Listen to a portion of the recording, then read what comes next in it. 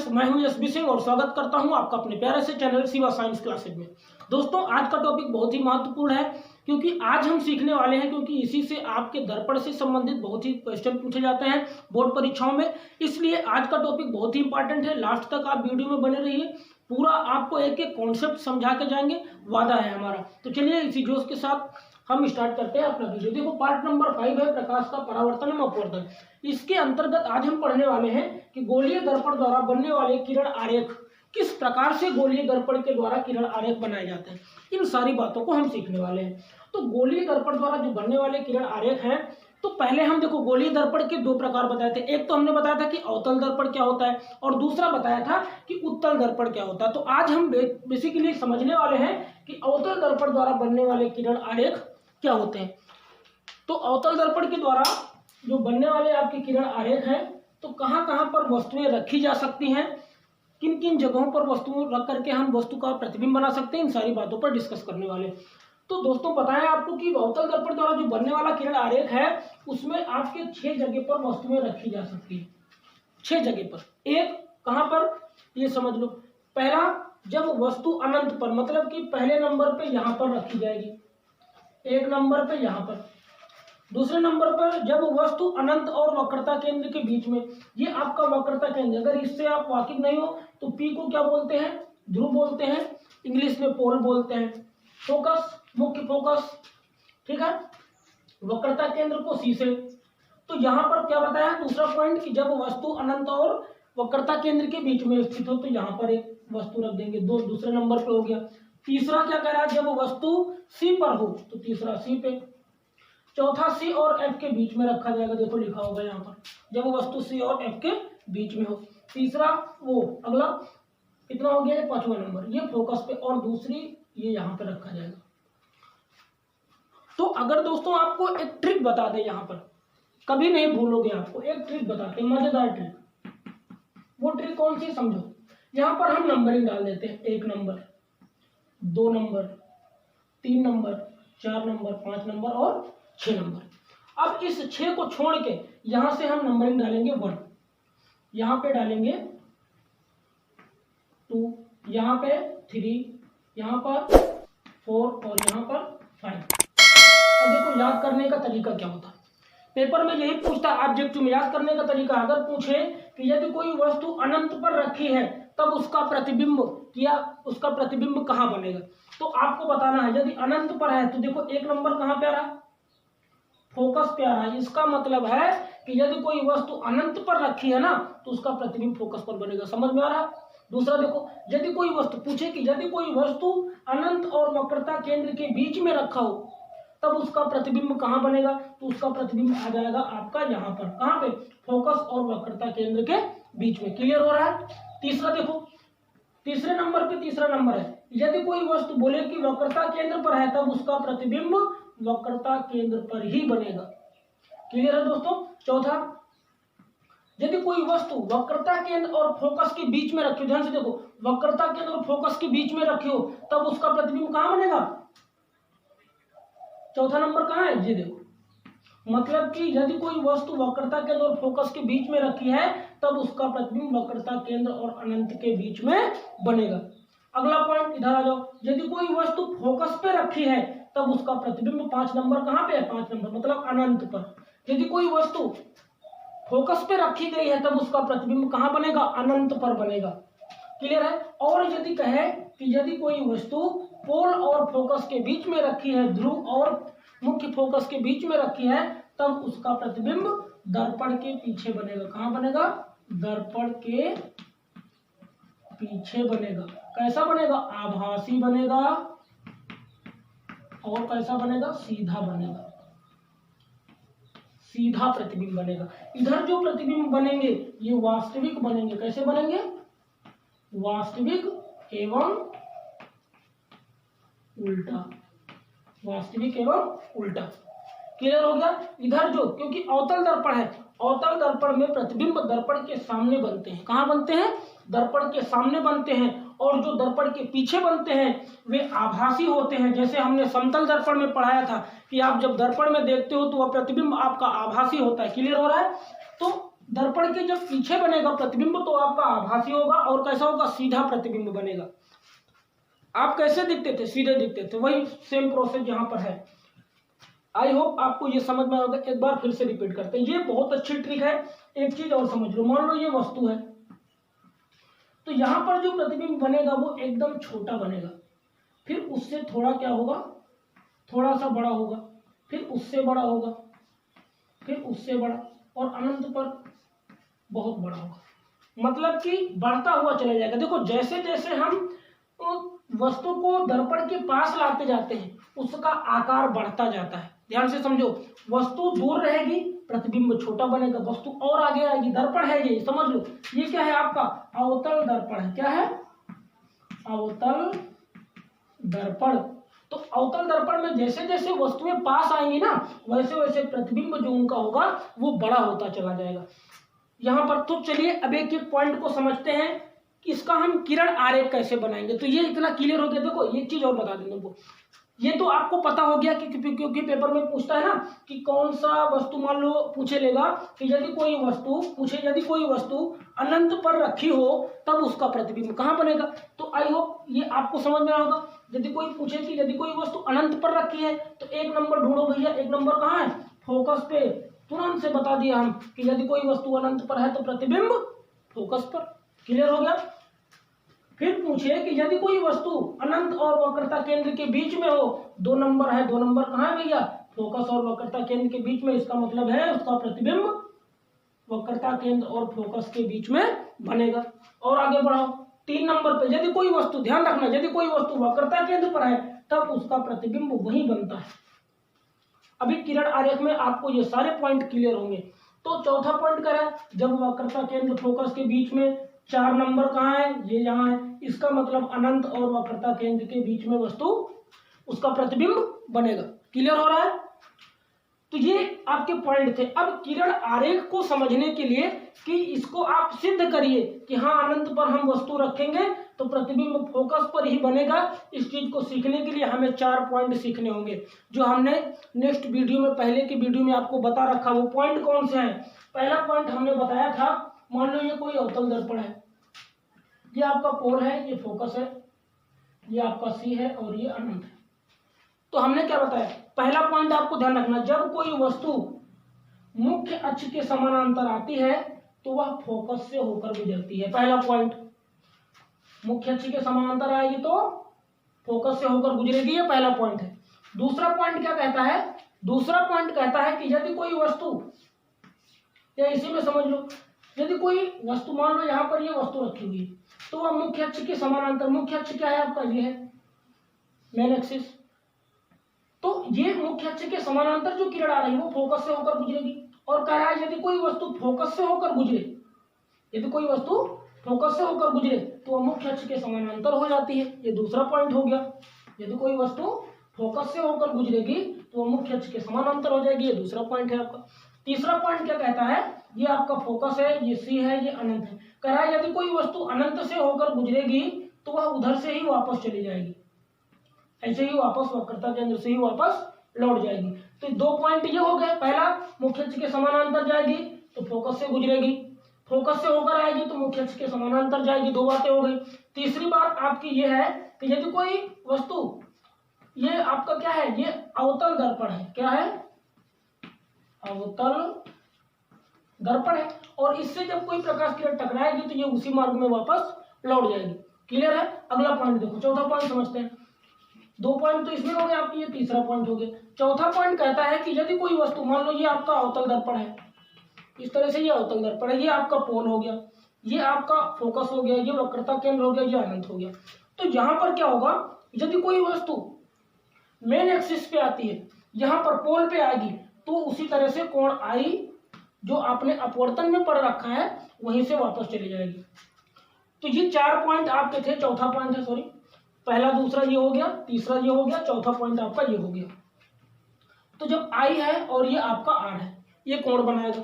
तो 4 पॉइंट आपको क्लियर हो गए होंगे। ये आप अच्छे से स्क्रीनशॉट ले लीजिए, ये आपको याद करना है।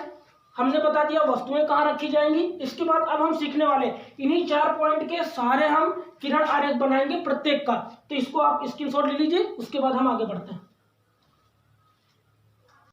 चलिए दोस्तों, अब हम समझते हैं कि किरण आरेख बनते कैसे हैं। आपको हमने रूल बता दिया कि वस्तु कहाँ पर होगी तो कहाँ पर प्रतिबिंब बनेगा, ये आपको पता है। तो पहला पॉइंट समझते हैं, क्योंकि हमने क्या बताया था 6 जगह पर प्रतिबिंब बनता है। एक तो किस पे बनेगा, अनंत पर, दूसरा अनंत और वक्रता केंद्र के बीच में, तीसरा आपका वक्रता केंद्र पर, चौथा वक्रता केंद्र और फोकस के बीच में, पांचवा फोकस पर, और छठवां फोकस और ध्रुव के बीच में। ये बातें आपको पता है। तो पहला कि जब वस्तु अनंत पर होगी, मान लो ये अनंत है, ये अनंत है, मान क्यों नहीं, ये अनंत है, इसको हम अनंत मानते हैं। तो आपको पहला रूल क्या पता है कि जब कोई प्रकाश किरण मुख्य अक्ष के समानांतर आती है तो वह फोकस से होकर गुजरती है। और आपको ये भी पता है कि जब कोई वस्तु अनंत पर होगी तब उसका प्रतिबिंब कहाँ बनेगा, फोकस पर बनेगा। तो फोकस के बनाने के लिए हम क्या करेंगे, एक नीचे से यहाँ से क्या करेंगे, एक मुख्य अक्ष के समानांतर किरण गुजारेंगे और फोकस से होकर गुजार देंगे। प्रतिबिंब वहां बनता है जहां पर 2 किरणें आपस में एक दूसरे को काटती हैं। इसका मतलब यहाँ पर फोकस पे बन गया। और देखो क्या है, यहाँ पर देखो स्पेस नहीं है, इसका मतलब कि जो प्रतिबिंब बना है ना वो बिंदु के आकार का है। कैसा है, बिंदु का आकार। और अवतल दर्पण है, इसीलिए प्रतिबिंब क्या है, वास्तविक है एवं उल्टा है। कैसा है, उल्टा है। नीचे प्रतिबिंब बनेगा, ये वस्तु ऊपर सीधा है, नीचे प्रतिबिंब बनेगा। तो वास्तविक एवं उल्टा है और बिंदु के आकार का है। पहला पॉइंट आपको पता हो गया कि जब वस्तु अनंत पर होगी तो मुख्य फोकस पर, आपका फोकस पे प्रतिबिंब बनेगा। तो यहाँ पर ये जो किरण आरेख हमने बनाया, पहले क्या किया, मुख्य अक्ष के समानांतर किरण आई, फोकस से होकर गुजार दिया। फिर नीचे से हमने मुख्य अक्ष के समानांतर किरण आई और वो फोकस से होकर गुजर गई। जहां पर 2 किरणें आपस में एक दूसरे को काटती हैं वहीं पर प्रतिबिंब बन जाता है। और आपको पता है कि जब वस्तु अनंत पर होगी तब उसका प्रतिबिंब कहाँ बनेगा, फोकस पर बनेगा। ये रूल हमने भी पढ़ा दिया है। पहला हो गया। दूसरा पॉइंट, दूसरा क्या करा, थोड़ा और आगे बढ़ेंगे। लिखा है जब वस्तु अनंत और वक्रता केंद्र के बीच स्थित, तो मतलब यहाँ पर कहीं पर हम वस्तु को रख सकते हैं।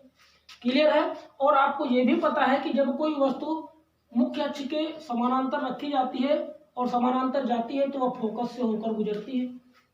अब आपको ये पता है कि जब वस्तु, क्योंकि ये रूल आपको पता है ना, इधर से ये पोल है, एफ है, सी है, अनंत है। तो पहला नंबर यहाँ पर, दूसरा नंबर यहाँ पर, तीसरा नंबर, ये चौथा नंबर और ये 5वां नंबर, और यहाँ पर बनाएंगे 6वां नंबर। तो यहाँ पर क्या होगा, 1 नंबर, यहाँ पर 2 नंबर, यहाँ पे 3 नंबर और ये 4 नंबर और ये 5 नंबर।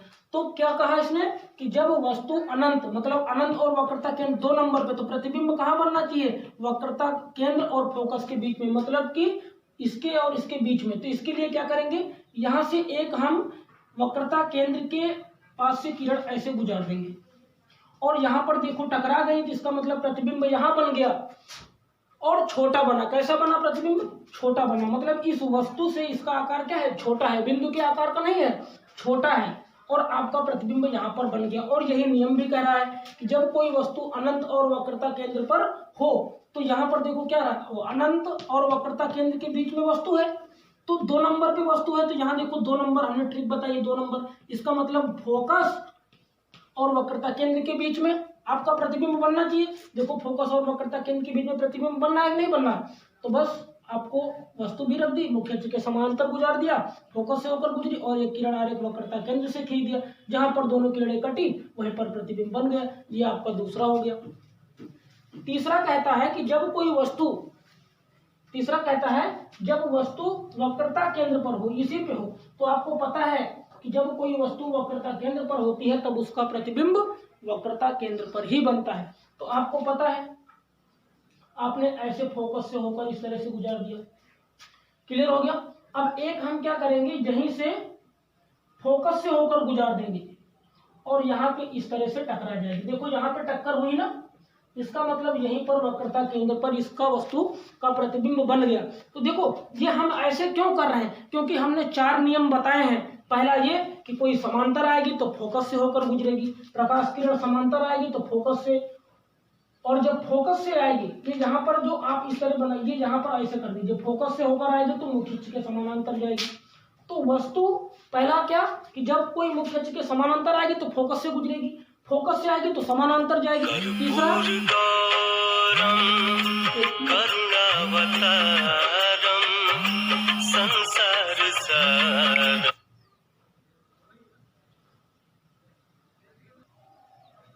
चलिए कुछ टेक्निकल इशू हो गया था, कोई दिक्कत नहीं, आगे समझते हैं।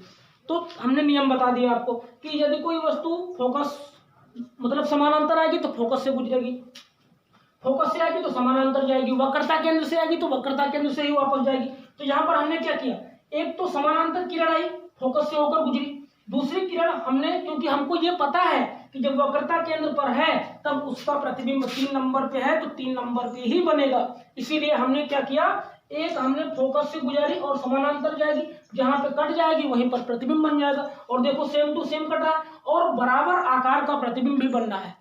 देखो इसका साइज, देखो इसका साइज, जब आप अच्छे से पटरी से आप बनाओगे तो आपको प्रॉब्लम नहीं होगी और अच्छे से आपका किरण आरेख तैयार हो जाएगा।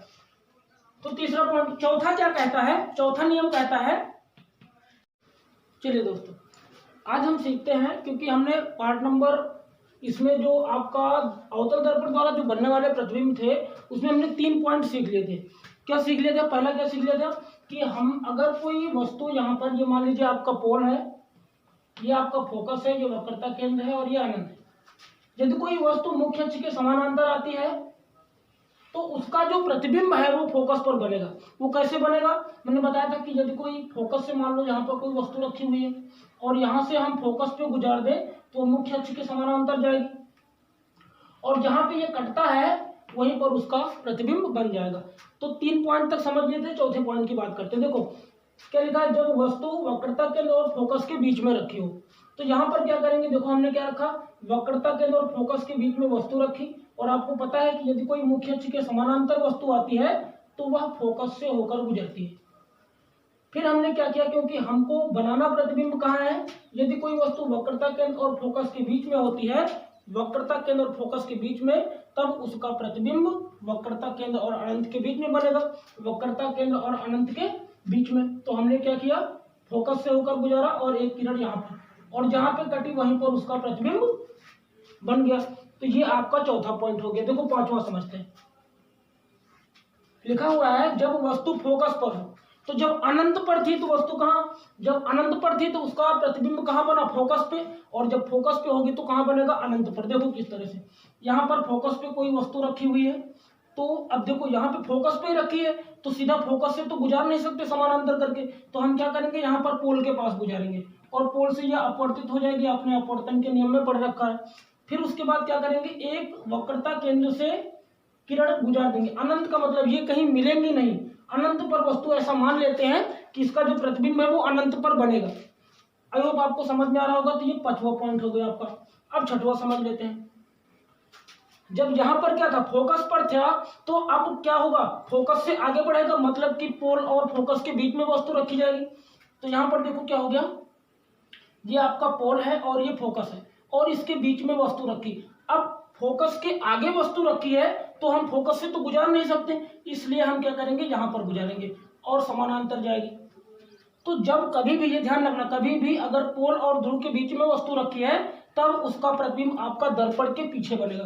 कहाँ बनेगा, दर्पण के पीछे। तो यहाँ पर देखो ऐसा हम आभासी मान लेते हैं, इसीलिए लिखा है कि आभासी एवं सीधा प्रतिबिंब बनेगा। अवतल दर्पण में जो भी प्रतिबिंब दर्पण के सामने बनते हैं वे सारे क्या होते हैं, वास्तविक होते हैं, वास्तविक एवं उल्टा होते हैं, वास्तविक एवं उल्टा होते हैं। ये आपको पता हो गया कि जब भी कभी भी अवतल दर्पण के यदि सामने बनते हैं प्रतिबिंब तो आपके वो वास्तविक एवं उल्टा होंगे, लेकिन जब कभी भी आपका जब पोल और फोकस के बीच में कोई वस्तु होती है तब उसका प्रतिबिंब आपका दर्पण के पीछे बनेगा और आकार में बड़ा होगा। चलिए यहाँ पर फोकस कर लेते हैं। लिखा है पहला पॉइंट, जब कोई वस्तु, ये वस्तु है और ये प्रतिबिंब है उसका, यहाँ पर क्या लिखा हुआ है, अनंत। यदि कोई अनंत पर वस्तु है तब उसका प्रतिबिंब फोकस पर बनेगा और बिंदु के आकार का बनेगा। हमने बताया था, देखो यहाँ पर ये एकदम बिंदु के आकार का है, तो इसका मतलब बिंदु के आकार का बनेगा। दूसरी बात क्या कह रहा है कि जब कोई वस्तु अनंत और वक्रता केंद्र के बीच में, अनंत और वक्रता केंद्र के बीच में रखी जाएगी तब उसका प्रतिबिंब फोकस और वक्रता केंद्र के बीच में बनेगा। और कैसा होगा? छोटा होगा। तीसरा पॉइंट, यदि कोई वस्तु अनंत पर रखी है तो उसका प्रतिबिंब अनंत पर ही बनेगा और आकार में समान होगा। और सारे प्रतिबिंब ये कैसे होंगे? ये आपके वास्तविक एवं उल्टा होंगे। क्लियर है? अगला पॉइंट समझ लेते हैं। लिखा है जब कोई वस्तु वक्रता केंद्र और फोकस के बीच में है तब उसका प्रतिबिंब वक्रता केंद्र और अनंत के बीच में बनेगा। देखो जहां पर, कहां पे? वक्रता केंद्र और ये अनंत पे है। यहाँ पे देखो, ये कहां पे है? आपका आभासी, मतलब दर्पण के पीछे प्रतिबिंब बन रहा है। और यहाँ पर क्या है? इसका वास्तविक एवं उल्टा प्रतिबिंब बन रहा है। और कहां पर बन रहा है? अनंत पर, क्योंकि वस्तु कहां रखी हुई है? फोकस पे रखी हुई। जब फोकस पे रखी जाएगी तब प्रतिबिंब अनंत पर बनेगा, अनंत पे वस्तु रखी होगी तो प्रतिबिंब फोकस पर बनेगा। अब ये देखो यहाँ पर फोकस पे है तो अनंत पर बना। और कैसा बना? बहुत बड़ा बना आकार में।